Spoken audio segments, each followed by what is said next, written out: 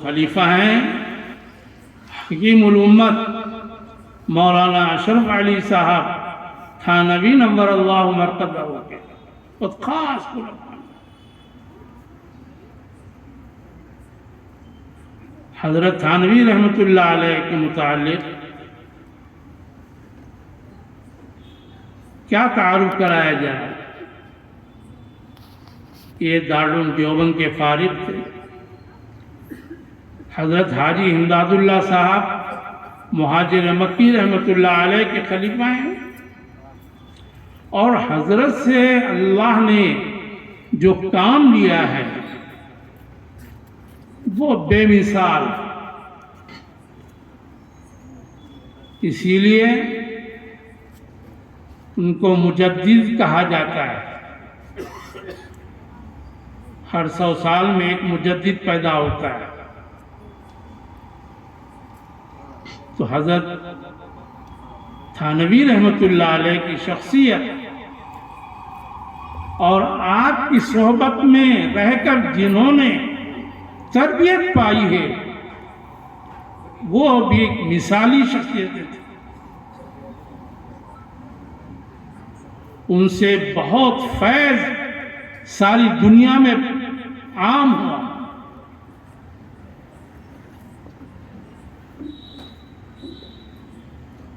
حضرت شاہ وصی اللہ صاحب ہے تھانوی کے اجل خلفاء میں،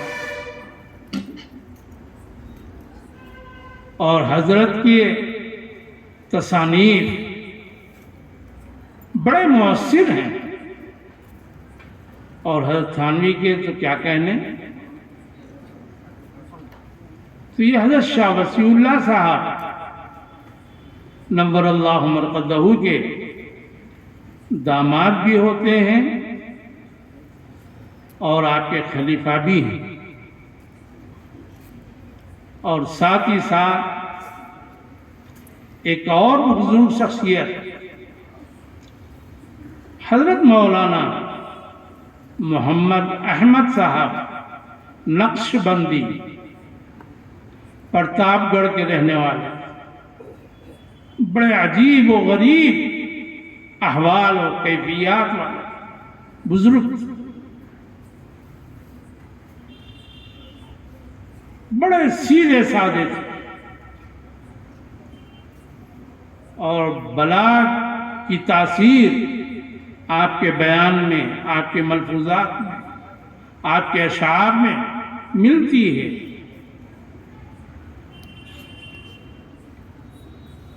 ان اکابر کے گزرنے کے بعد ہمارے موجودہ دور کے جو اکابرین ہیں وہ سب حضرت مولانا محمد احمد صاحب سے رجوع ہوئے۔ حضرت مولانا ابو الحسن علی ندوی، حضرت شاہ ابرار الحق صاحب، اور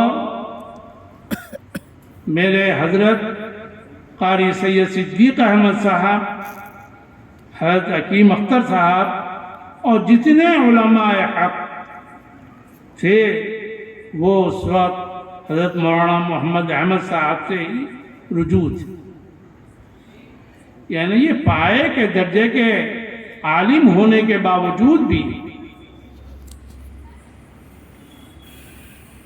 ان اہل اللہ سے جڑے ہوئے رہتے تھے۔ ان واقعات سے ہم کو سبق یہ ملتا ہے کہ انسان کو اللہ والوں سے جڑنا چاہیے، ان سے جو فیض انسان حاصل کر سکتا ہے وہ الفاظ میں بیان نہیں کیا جا سکتا۔ یہ کیفیات ہوتی ہیں جو دل سے دل میں منتقل ہوتی ہیں۔ اسی لیے اللہ تعالیٰ نے فرمایا یا ایھا الذین آمنوا اتقوا اللہ وکونوا مع الصادقین، سچوں کے ساتھ ہو جاؤ تاکہ وہ کیفیات ہمارے اندر بھی منتقل ہو جائے۔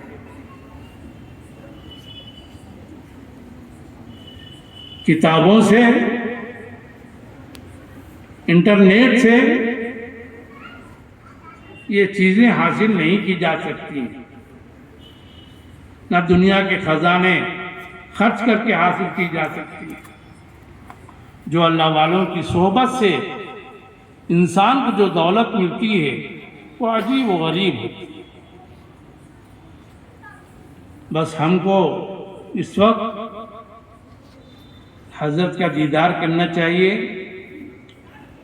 اور حضرت کے جو مواعظ ہیں، جو بیانات ہیں، ان کو غور سے سنیں، ان کی دعاؤں میں حصہ کہ ہماری خوش قسمتی ہے، ہو سکتا ہے کسی اللہ والے پر محبت بری نظر ہماری پڑ جائے اور اللہ کو اپنے محبوب بندوں پر نظر یہ ادا پسند آ جائے اور اسی پر ہماری مغفرت کے فیصلے۔ اس لیے میرے عزیزوں اور دوستوں، اس وقت حضرت موجود ہیں، اللہ تعالی حضرت کی عمر میں برکت نصیب فرمائے، صحت بھی عطا فرمائے اور ان کے سائے کو تادیر ہم پر قائم فرمائے۔ ادھر چند سالوں میں ہمارے اکابرین کی ایک بڑی تعداد اللہ کو پیاری ہو گئی، ہم ناقدرے کے ناقدرے رہ گئے۔ اور جب اللہ والے دنیا سے جاتے ہیں، جب روتے ہیں،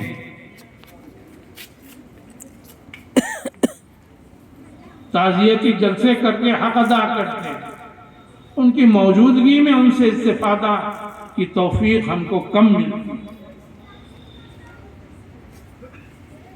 اللہ تعالی ہم پر رحم فرمائے، ان اللہ والوں کی قدر جاننے کی توفیق نصیب فرمائے۔ انشاءاللہ یہ تو حضرت کہوں گا۔ اور دوسری بات، جن بچوں نے حفظ قرآن پاک کی تکمیل کی، ان کو میں مبارکباد دینا چاہتا ہوں، ان کے والدین کو بھی مبارکباد دینا چاہتا ہوں کہ اللہ تعالیٰ نے آپ کو ایک ایسا اعزاز عطا فرمایا جو دنیا والوں میں سے کم ہی کو نصیب ہوتا ہے۔ حضور پاک صلی اللہ تعالی علیہ وسلم نے ارشاد فرمایا، خیرکم من تعلم القرآن،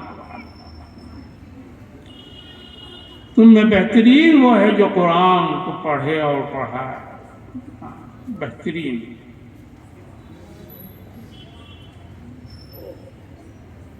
دنیا میں ان گنت شعبے ہیں، فرمایا ان سب میں نمایاں شعبہ قرآن کی تعلیم اور تعلم کا ہے۔ یہ وہ قرآن ہے جس میں ہماری ہی حفاظت ہے، بلکہ ساری کائنات کی حفاظت قرآن کے صدقے میں ہو رہی ہے۔ اللہ اکبر صلی اللہ علیہ وسلم۔ قرآن پاک کے پڑھنے اور پڑھانے والے کو بہترین بتلایا ہے۔ آج ہم سب میں غور کر کے دیکھیں، کیا واقعی ہمارے دل میں یہ بات ہے کہ ہم بھی قرآن کے پڑھنے پڑھانے والے کو بہتر سمجھتے ہیں؟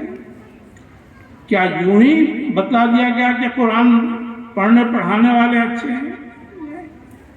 حقیقت قرآن کا علم پڑھنے والا، قرآن کا علم پڑھانے والا، یہ دونوں بہتر ہے۔ قرآن دنیا کی زندگی میں بھی کام آتا ہے، موت کے وقت بھی کام آتا ہے، قبر میں قرآن مددگار بنتا ہے، حشر میں سایہ بنتا ہے، اور جنت میں بھی قرآن کے ذریعے سے انسان جائے گا۔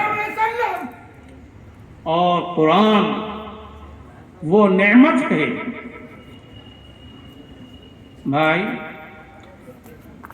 احادیث میں ملتا ہے کہ جنت میں جنتیاں سب چلے جائیں، پھر وہاں جنت میں اللہ پاک خود اپنا کلام سنائیں گے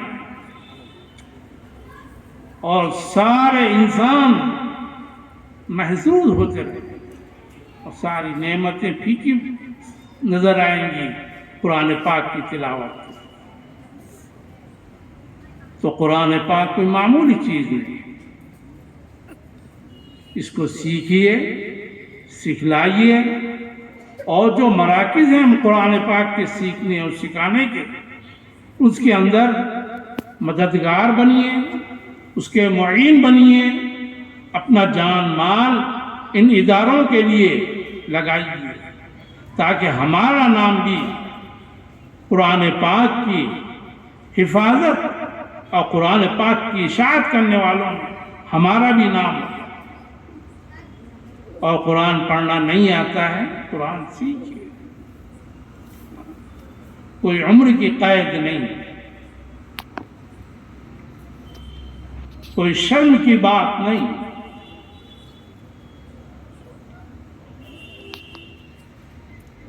مہک سے لحد تک انسان سیکھتا ہے، لیکن ہمارے لوگوں میں قرآن سیکھنے میں کچھ شرم آتی ہے۔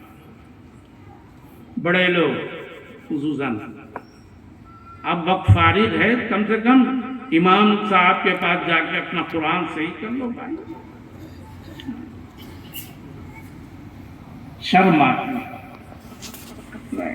قرآن صحیح کرو، قرآن سے تعلق رکھو، جو قرآن سے محبت رکھتا ہے، قرآن کی عظمت کرتا ہے، وہ کبھی محروم نہیں۔ 3 بچوں نے جو حفظ قرآن کیا ہے، اللہ پاک ان کو قبول فرمائے اور ان کو آگے بھی قرآن کو سمجھنے والا علم حاصل کرنے کی انہیں توفیق عطا فرمائے، اور ان کے سرپرستوں کو اللہ پاک توفیق دے۔ آج کل ایک فیشن چلا ہے حافظ بنانے کا، پھر اس کے بعد بے فکر ہو جاتے ہیں۔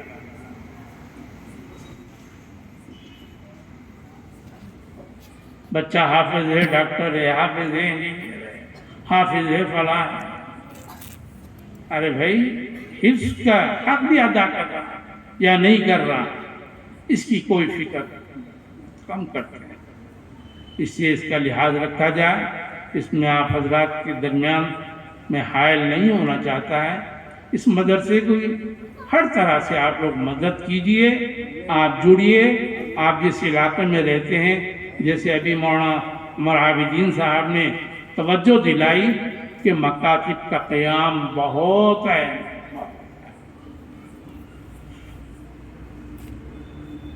اس کی طرف توجہ دیجیے، اور مدرسے کی اس عمارت کی تعمیر کا منصوبہ ہے، اس میں بھی آپ زیادہ سے زیادہ حصہ لیجیے تاکہ ہم قبرستان میں چلے جائیں تب بھی یہ مدرسہ قائم رہے گا۔ جب تک یہاں بچے پڑھتے رہیں گے، اس کا ثواب ہم کو ملتا رہے گا۔ اللہ تعالیٰ اس مدرسے کو شرف قبولیت سے نوازے۔ وآخر دعوانا الحمدللہ۔